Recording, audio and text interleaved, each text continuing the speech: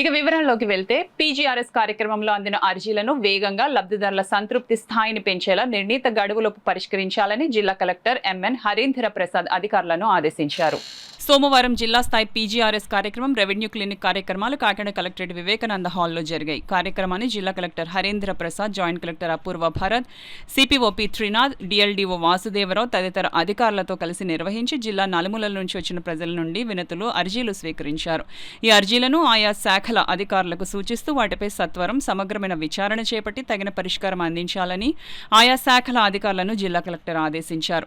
బియ్యం కార్డు మంజూరు, కార్డుల్లోని పేర్లు, మార్పులు, చేర్పులు, పింఛన్లు, ఉద్యోగ ఉపాధి అవకాశాలు, మురికి కాలువలపై ఆక్రమణల తొలగింపు, డ్రైన్ కాలువల్లో పూడిక తొలగింపు, పారిశుద్ధ్యం వంటి అంశాలపై మొత్తం 435 అర్జీలు అందాయి. ఈ సందర్భంగా జిల్లా కలెక్టర్ మాట్లాడుతూ రాష్ట్ర ప్రభుత్వం ప్రజా ఫిర్యాదుల పరిష్కార వేదిక కార్యక్రమాన్ని అత్యంత ప్రతిష్టాత్మకంగా నిర్వహిస్తోందన్నారు. పీజీఆర్ఎస్ కార్యక్రమంలో అందిన అర్జీలను సంబంధిత శాఖల అధికారులు క్షుణ్ణంగా పరిశీలించి నాణ్యమైన పరిష్కారాలను వేగంగా అందించాలన్నారు. లబ్ధిదారుల సంతృప్తి స్థాయిని పెంచే లక్ష్యంతో ప్రతి అర్జీని తప్పనిసరిగా గడువులోగా పరిష్కరించాలని జిల్లా కలెక్టర్ అధికారులకు స్పష్టం చేశారు. అర్జీలు పరిష్కార పురోగతిని ఎప్పటికప్పుడు ఆన్లైన్లో నమోదు చేయాలని జిల్లా కలెక్టర్ సూచించారు. కార్యక్రమంలో అన్ని శాఖల జిల్లా స్థాయి అధికారులు, అన్ని మండలాల తహసీల్దార్లు, సర్వే అధికారులు తదితరులు పాల్గొన్నారు.